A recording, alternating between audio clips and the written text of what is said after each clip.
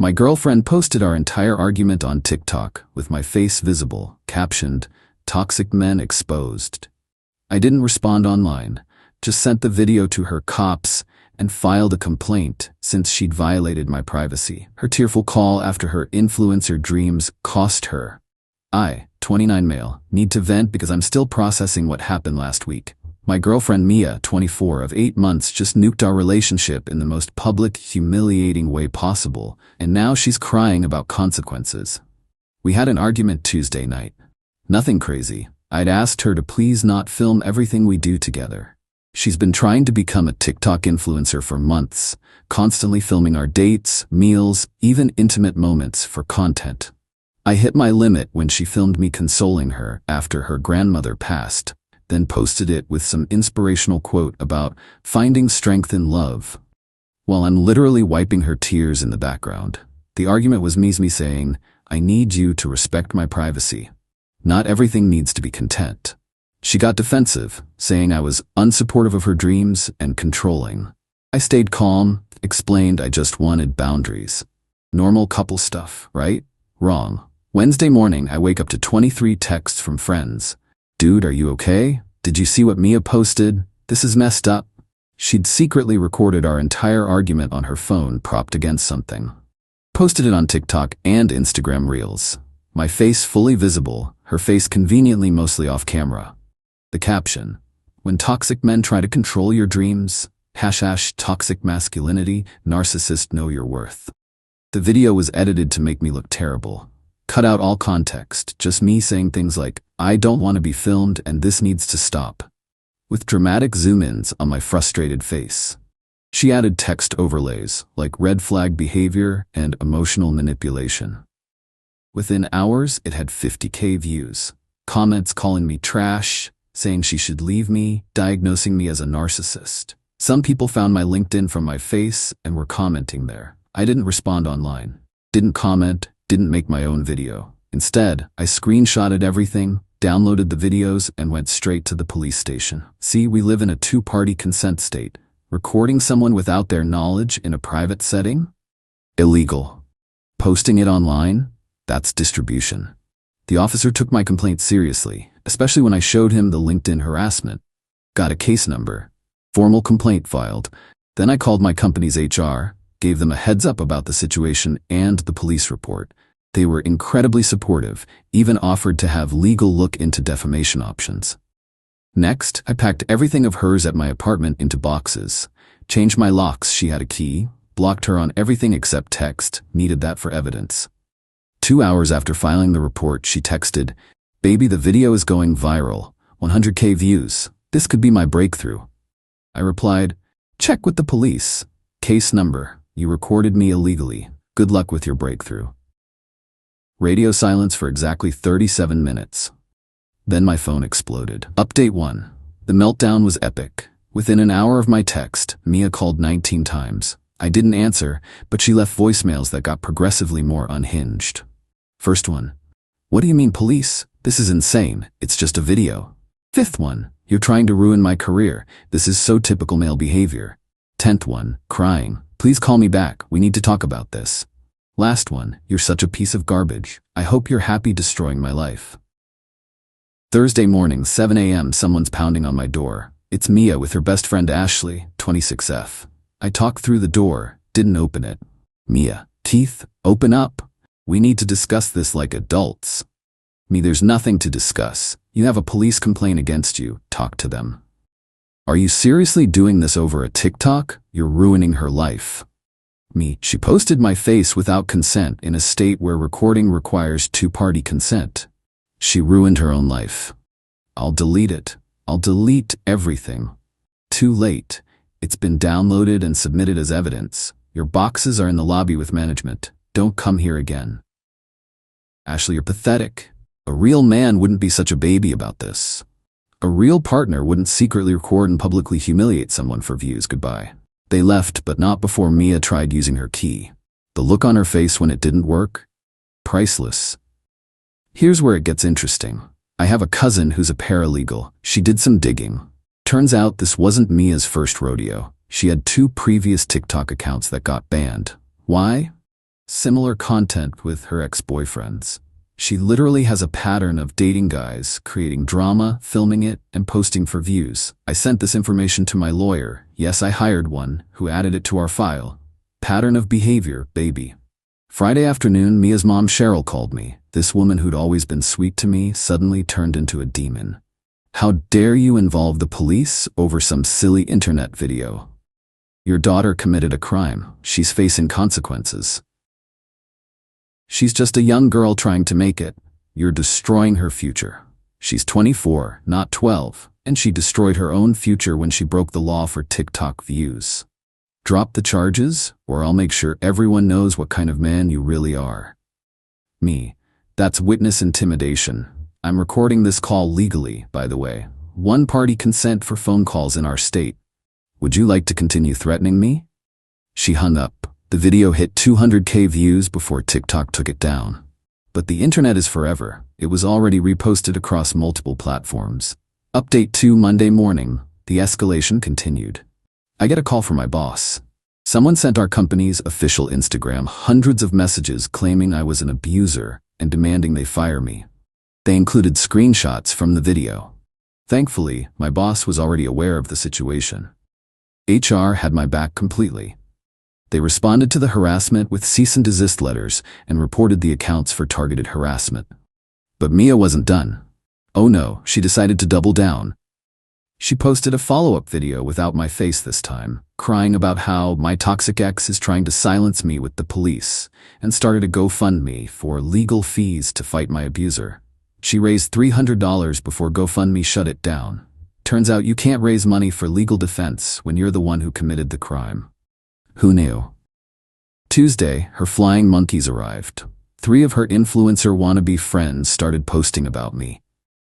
Not by name, but things like, when you find out your friend's ex is an actual monster, and men will really call the cops instead of taking accountability. My lawyer sent cease and desist letters to all of them. 2 deleted immediately. The third, Brittany, decided to make another video about being silenced by the patriarchy. Then Wednesday, I got served. Mia was suing ME for emotional distress and lost income from her deleted video. She claimed the video was her property and I had no right to have it removed. My lawyer actually laughed when he read it. She's representing herself. This is going to be fun. Her lawsuit was printed on regular paper, filed incorrectly, and made claims that weren't even legal causes of action. It included a demand for $50,000 for lost influencer opportunities. We countersued, properly, for invasion of privacy, defamation, harassment, and intentional infliction of emotional distress. My lawyer included her history of banned accounts and pattern of behavior. Thursday, reality hit Mia hard. The police officially charged her with unlawful recording and distribution. It's a misdemeanor, but it's still a criminal charge. Her meltdown on Instagram Live was spectacular. She went on for 20 minutes about how the system protects men and how she was just trying to share her truth. She accidentally admitted on Live that she'd recorded me without my knowledge to expose him. My lawyer screen recorded the whole thing. Evidence is beautiful. Update 3. The court date was set for 3 weeks out. In the meantime, Mia's life started unraveling in ways she didn't expect. First, her part-time job at a social media marketing firm? Gone. Turns out they have a morality clause, and getting charged with a crime related to illegal recording and privacy violation? Not a good look for someone handling client social media accounts. She posted about this too, of course. Fired for speaking my truth. This is what happens when you stand up to toxic men. Her dad, who'd been silent until now, called me. Richard was always the reasonable one. Richard, Keith, I'm sorry about all this. I saw the video before it got deleted. What she did was wrong. I appreciate that, Richard. I'm not asking you to drop the charges. She needs to learn. But can you tell me honestly, the video she posted, was it edited? Heavily. She cut out all context, edited sequences to make me look aggressive when I was just asking for privacy. Richard, I figured. She's been living in a fantasy world where she's the main character and everyone else is just content. Her mother enables it, but I'm done. She's not welcome at my house until she takes responsibility. Meanwhile, Mia started a podcast. Not kidding. Surviving domestic silence, about her journey of being silenced by her abusive ex. 3 episodes in, she messed up. She played audio from our argument. The same illegal recording. She thought if she only used audio, it would be fine. My lawyer added it to the evidence pile. She just proved she still had the recording after claiming she deleted everything. Her friend Ashley tried to play peacemaker, texting me, "Can't you guys just talk? She's really struggling. She had to move back with her mom. She's lost everything." Me, "She lost everything because she committed a crime and faced consequences. I have nothing to discuss with her." Ashley, "You loved her once? Doesn't that mean anything?" It meant something until she violated my privacy, publicly humiliated me, and tried to destroy my reputation for internet fame. She's saying she'll hurt herself if this goes to court. That's manipulation. If you're genuinely concerned, call emergency services. I'm forwarding this to my lawyer as evidence of harassment and emotional manipulation. Radio silence after that. 2 days before court, Mia made her biggest mistake yet. She created a fake Instagram account and messaged my ex-girlfriend from 2 years ago, trying to get dirt on me. Problem? My ex and I ended amicably, and she immediately forwarded me the messages. "Hey girl, I'm dating Keith now and I'm worried about some red flags. Was he ever controlling or abusive with you?" My ex responded, "Keith was nothing but respectful. The fact that you're messaging me secretly tells me everything. Don't contact me again." She screenshotted everything and sent it to me with, "Your new ex is psycho. Good luck in court." Update 4, court day arrived. Mia showed up dressed like she was going to a funeral. All black, no makeup, trying to look like a victim. Her mom was there, glaring at me. Her dad sat on my side of the courtroom. That caused immediate drama, with Cheryl hissing at him to support your daughter. Richard just said, "I am," by letting her face consequences. The prosecutor presented the case for the criminal charges. The video was played in court, the full, unedited version from my phone that showed the entire context. Then they played her edited TikTok version. The difference was stark. The judge asked her directly, "Did you record the plaintiff without his knowledge?" Mia tried to spin it. "I was documenting emotional abuse." Judge, "That's not what I asked. Did you record him without his knowledge?" Her, "I needed evidence of his behavior." Yes or no? Did you record him without his knowledge? Finally, yes. In a 2-party consent state, that's illegal. Guilty. She got 100 hours community service, 6 months probation, and had to pay $500 in fines. Then came the civil case. My lawyer presented everything: the pattern of behavior, the banned accounts, the harassment campaign, the fake account to contact my ex, the podcast where she admitted to still having the recording. Mia tried to represent herself. It went about as well as you'd expect. She brought printed TikTok comments as evidence that people agreed with her. She tried to claim I was financially abusing her by kicking her out of my apartment. She actually said, "He makes more money than me, so he should support my career." The judge shut that down real quick. "Ma'am, he has no obligation to house you or support your career, especially after you violated his privacy." She tried to claim the video was art and therefore protected. The judge asked if she got my consent to be in her art. When she said no, he reminded her that even art requires consent from subjects. In the end, she owes me $15,000 in damages, restraining order for 2 years. She has to remove all content featuring me from all platforms. She cannot mention me, directly or indirectly, on any social media. The best part? When she yelled, "This is injustice. He's ruining my life." The judge responded, "No ma'am, you uploaded your criminal activity to the internet for views. You ruined your own life." Final update. It's been 2 months now. Mia's influencer dreams are dead. She can't get any brand deals because a simple Google search shows her criminal record for privacy violation. Her TikTok account was permanently banned for violating community guidelines. Last I heard through mutual acquaintances, she's working at a call center and living with her mom. Her dad still won't speak to her until she grows up and takes responsibility. She apparently tells everyone she was canceled for speaking her truth.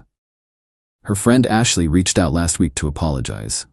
Apparently, Mia had been secretly recording Ashley too, and Ashley found videos of herself on Mia's phone during private conversations. Ashley realized Mia was recording everyone for potential content. That friend group imploded when they all realized they'd been filmed without consent. Brittany, the one who made the patriarchy video, she got her own cease and desist after she tried to make a documentary about injustice in the legal system, featuring my case. Her account got suspended for harassment. Cheryl still sends me nasty messages from new numbers occasionally. I just forward them to my lawyer and add them to the restraining order violations. She's looking at her own legal troubles if she keeps it up. Richard sent me a message last month. Thank you for holding her accountable. Maybe she'll learn from this. Sorry you had to go through it. Mule? I'm doing fine. Still at the same job, got a promotion actually. Dating someone new who thinks the whole story is insane and respects privacy. She doesn't even have TikTok, which is refreshing. The $15,000?